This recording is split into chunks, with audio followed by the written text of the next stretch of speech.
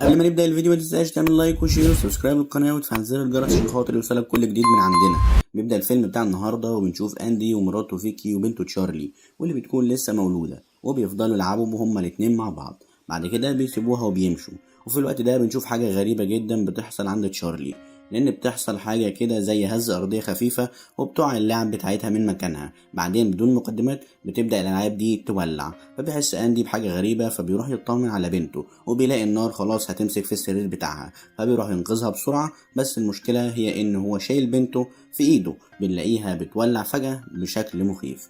فبيصحى اندي من النوم وبنكتشف ان كل ده كان كابوس مش اكتر.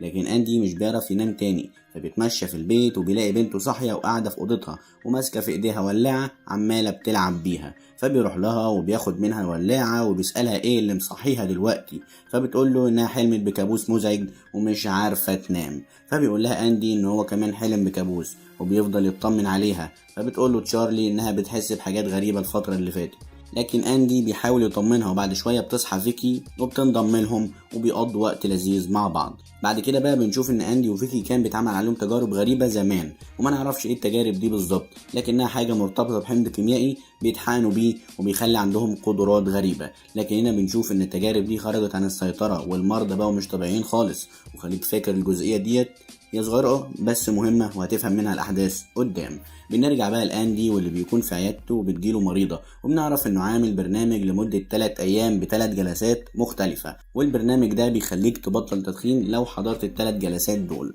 وبتكون المريضة دي جاية بعد ما شافت الإعلان لأنها عايزة تبطل تدخين، فبتقعد مع أندي وبتسأله بالظبط هيعمل إيه في الجلسات، خصوصا إن سعر الجلسة الواحدة غالي جدا، وهي إن الجلسة الواحدة بتساوي $100، وبتكون فاكرة إنه هيديها دواء. لكن المفاجأة ان اندي بيقول لها انهم هيتكلموا مع بعض، وبعدها تحس انها مش عايزة تشرب سجاير تاني من غير اي دواء ولا اي حاجة.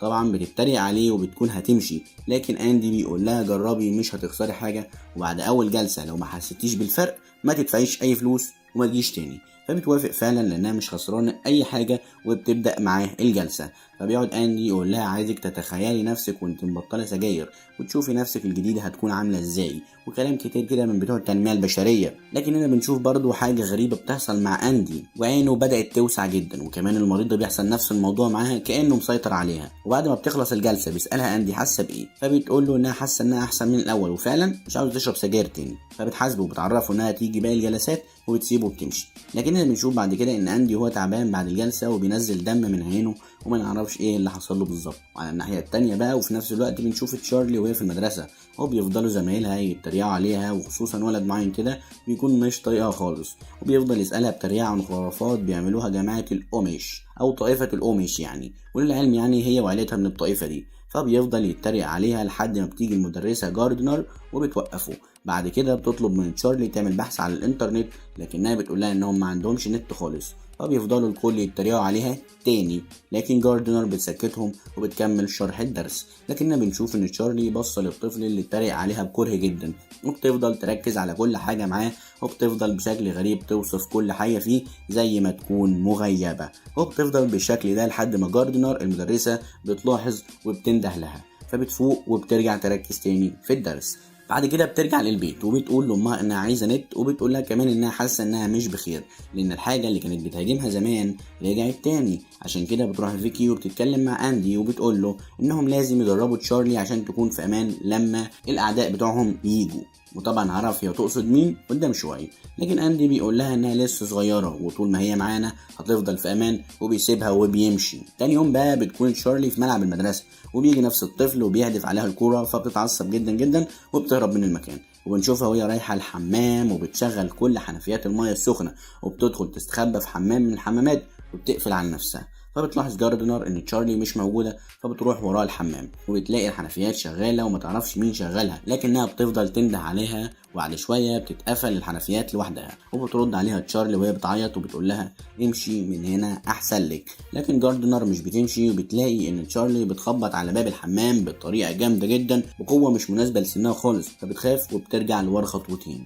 بس بعد شويه بتلاقي باب الحمام انكسر ونار جامده طلعت منه زي ما يكون حصل انفجار، وبسبب اللي حصل ده بتوصل الشرطه للمكان، وكمان بيوصلوا اندي وفيكي ابوها وامها، وبيروحوا يتكلموا مع المديره، وبتفضل تسالهم عن بنتهم وازاي عملت كده، وانها ممكن تكون استخدمت حاجه وعملت بيها الانفجار ده.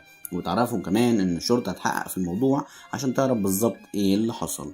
بس بعد شويه بيكون اندي رجع البيت وهو وفيكي وتشارلي، وعلى طول بيبدا اندي يلم كل حاجاته في البيت عشان يمشي، وبيتكلم هو وفيكي. وبنعرف هنا ان اندي وبنته عندهم قدرات غريبه، وهي ان اندي عنده قدره تخليه يقدر يدخل جوه العقل ويتحكم فيه، وده اللي كان عمله مع المريضه في اول الفيلم. اما بنته فهي عندها قدره اكبر منه بكتير، وهي التحكم في النار زي ما شفنا في حمام المدرسه.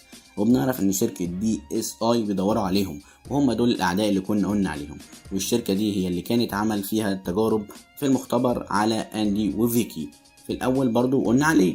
المهم يعني ان وسط كلامهم ده بتدخل عليهم تشارلي، واللي بتكون سمعت كل حاجه وبتتعصب لانها مش عارفه تعيش ومش بتقدر تتحكم في نفسها.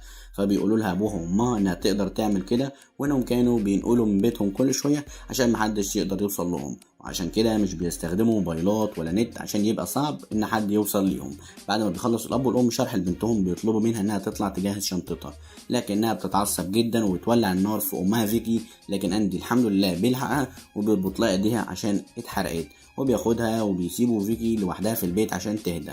وفي نفس الوقت ده بنشوف واحد اسمه رامبرد بتجيله مكالمة من واحدة اسمها جين، دي شغالة في شركة DSI. المهم يعني ان جين بتطلب منه يعمل لهم مهمة، لكن رامبرد بيرفض، وبتعرفه جين ان هي اللي ماسكة الادارة الجديدة ومش هيحصل له مشاكل زي زمان، فبيوافق رامبرد على المهمة.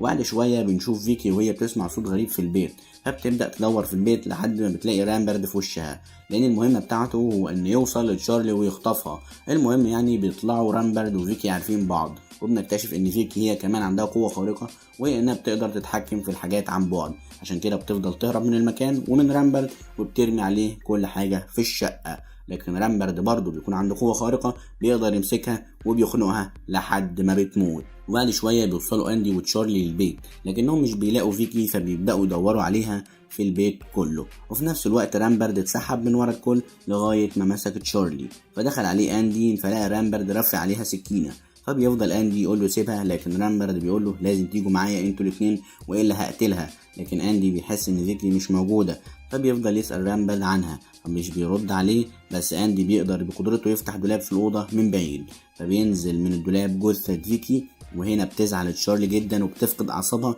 وبتولع النار في كل مكان في البيت، وبتضرب رامبرد وبتبعده عنها، وبتبدأ تهرب هي واندي من البيت ومن المكان كله، وبيروحوا لمكان بعيد. وهناك بتبدأ تشارلي تتدرب على قدرتها، وبتقدر تستخدمها كمان وبتحرك حديدة من مكانها. لكن في الوقت ده بتشوف قطة صغيرة فبتلعب معاها، بس القطة بحركة غبية منها بتخربشها، فبتتعصب وتروح شاوية القطة خالص، لكنها بتزعل لانها عملت كده غصب عنها وما قدرتش تتحكم في قدرتها. فبعد شويه بيجي لها اندي وبيبدا يهديها. بعد كده بيروحوا يدفنوا القطه وبيمشوا من المكان عشان يدوروا على توصيله، لانهم مش عاوزين يتحركوا بعربيتهم عشان محدش يمشي وراهم. وعلى الناحيه التانية بقى في نفس الوقت بتكون جين قاعده مع دكتور اسمه جوزيف، وده كان دكتور معاهم في المختبر زمان وبيعمل التجارب الغريبه اللي كانت هناك، لكن سابهم من مده. فجين بتقول له انها المديره الجديده وان كل التعامل في الشركه اتغير، وبتعرفه كمان انها وصلت لتشارلي وابوها وانها عايزاه يرجع للشغل في المختبر بتاعهم تاني. لكن جوزيف بيرفض وبيبدأ يتكلم معاها، ومن كلامهم بنعرف ان اندي وفيكي كانوا في التجربة واتحقنوا بمصل هو اللي اخترعه، ولما خلفوا بنتهم حقنوها بالمصل برضه، وبالتالي ورثت البنت من اهلها قدرة التحكم بالعقول، ومن المصل ظهرت عندها قدرة جديدة وهي النار. فبيكمل جوزيف كلامه وبيقول لها لازم تقتلوا البنت دي وتنهوا كل ده، لان تشارلي كل ما بتكبر كل ما كبرت قدرتها معاها لحد ما توصل انها تعمل انفجار نووي بعقلها بس جين بتقوله انهم مش عاوزين يأذوها او يستغلوها، لكنهم عايزين بس يعملوا عليها تجارب ودراسات عشان يفهموا حالتها. لكن جوزيف بينهي المقابلة معاها وبيعرفها انه مش هيرجع يشتغل معاهم تاني. وبنرجع تاني لتشارلي وابوها واللي بيقف لهم راجل بعربيته، فبيتحكم اندي فيه وبيخليه يوافق يوصلهم لبوسطن، وفعلا بيبداوا يتحركوا مع الراجل واللي بيقول لهم تعالوا ناكل حاجة في البيت عندي، وفعلا بيوافقوا ويروحوا معاه. وهناك بتكون تشارلي بتلعب في الجنينة، لكنها بالغلط بتدخل أوضة إليسيا مرات الراجل ده واللي اسمه راف بالمناسبة، يعني عشان تبقى عارف كل الأسماء في الفيلم. المهم إن إليسيا بتكون مريضة ولا بتتحرك ولا بتتكلم ومتوصلة بأجهزة سايباها على قيد الحياة، فبتبدأ تشارلي تتواصل معاها بطريقتها، ولما بتخلص بتخرج من الأوضة فبيشوفها الراجل وبيتضايق جدا لأنها أزعجت مراته وشبه بيطردهم هي وأبوها من البيت. لكن بعد شوية بيهدى وبيقول لهم استنوا، وبياخدهم يعرفهم على مراته وبيعرفهم انها من 20 سنة عملت حادثة وابنهم مات وهي طلعت كده من الحادثة، بس هو مقررش يستسلم وخدها وجاب لها أجهزة كتير جدا عشان تكون على قيد الحياة معاه حتى لو مش هتتكلم، فبيتأثروا بكلامه هما الاتنين وبيفضلوا يهدوه. بعد كده بيروحوا يناموا.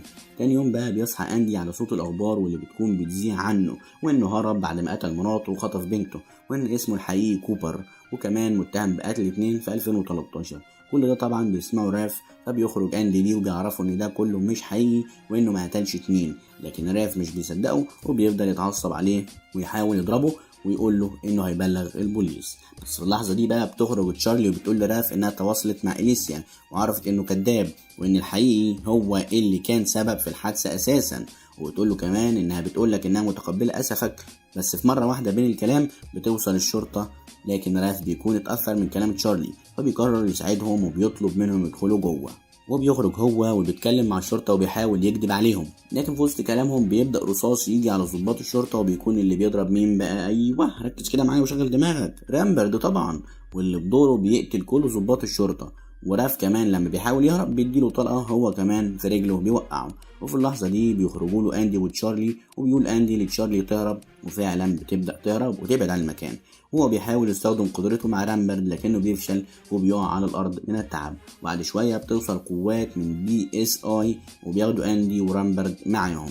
المهم بعد كده بيروحوا لجين واللي بتفضل توبخ في رامبرد لأن تشارلي هربت منه، بس رامبرد بيقول لها بما إن أندي معانا فهي هتيجي لأنها تقدر تتواصل مع أبوها روحيا وتعرف مكانه وهتيجي عشان تنقذه. وفعلا كلامه صح، لأن بنشوف حاليا تشارلي وهي عرفت مكان أبوها. بعد كده بتبدأ تحاول تتحكم في قدرتها وتتدرب عليها، فعلا بتنجح، فبتبدأ رحلتها عشان تنقذ أبوها. وفي الطريق بتقابل 3 أطفال بعجل، وبتقدر تتحكم تشارلي في الأطفال دول وبتاخد أكلهم ولبسهم وكمان عجلة منهم. صراحة كده مش ناقص غير إنها تمضيهم على كمبيالات، بس عامة بتعرف منهم الطريق للشركة وبتروح على هناك. وفي جراج الشركة بتقابل شخص لسه خارج من الشركة من شغله، فبتروح له وبتاخد منه الكارت اللي بيستخدمه عشان يفتح بوابات الشركة، وبتسأله عن مكان أبوها لكنه بيقول لها مش عارف. بعد كده بتسأله لو معاه مسدس فبيكذب عليها وبيقول لها لا مش معايا. بعد كده بيحاول يطلع مسدسه بالخباثة من غير ما تشوفه، لكنها بتعرف وعلى طول بتروح شويه الراجل ونازله من العربيه، يعني بتشوي اي حد بيعصبها، ربنا يستر. بس مراقب الكاميرات بيلاحظ حاجه غريبه في الجراج، وكمان بيشوف تشارلي فبيبدا يبلغ كل اللي في الشركه ان الطفله هنا. وبتكون تشارلي لاحظت ان الكاميرات بتجيبها فبتقدر تستخدم قدرتها وتعطل كام واحده منهم كده، وبتكمل ماشيه في الشركه لحد ما بتوصل لابوها اللي بيكون مربوط. ولما بيشوف بنته بيقول لها ايه اللي جابك هنا، فبتقول له انها جات عشان تنقذه. ولما تواصلت معاه وهو اللي عرفها بنفسه ان هو هنا، لكن مفاجأة انه بيقول لها ان مش هو اللي عمل كده. وهوب بنعرف ان رامبرد هو اللي قدر يتواصل معاها عشان تيجي هنا. بعد شوية بتيجي جين وبتحاول تضحك على تشارلي عشان تكون معاهم في المختبر ويدرسوها، وانها في المقابل هتسيب ابوها. لكن المفاجأة بقى ان اندي نفسه هو اللي بيقدر يتحكم فيها وبيخليها تولع النار في جين. وبعد كده بيقدر ضابط الكاميرات يشوف كل ده وبيبلغ القوات، وبتبدأ تشارلي تلف في الشركة واللي بتقابله بتولع فيه بلا رحمة. ورامبرد بيقدر يهرب من الزنزانة بتاعته وبيقتل الجندي المسؤول عن حمايته. أما تشارلي فبتكون لسه مكملة حرق في أي حد في الشركة لحد ما بيجولها مجموعة لابسين بدل ضد النار، ومهما تحاول تحرق فيهم مفيش فايدة، فبيكونوا خلاص يقبضوا عليها.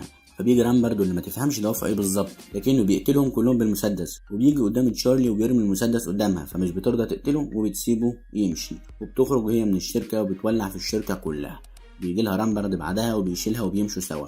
وطبعا انت مش فاهم ايه اللي حصل، لاننا مش عارفين ازاي رامبرد اللي فضل يطاردها طول الفيلم بقى بيحبها كده وعاوز يساعدها.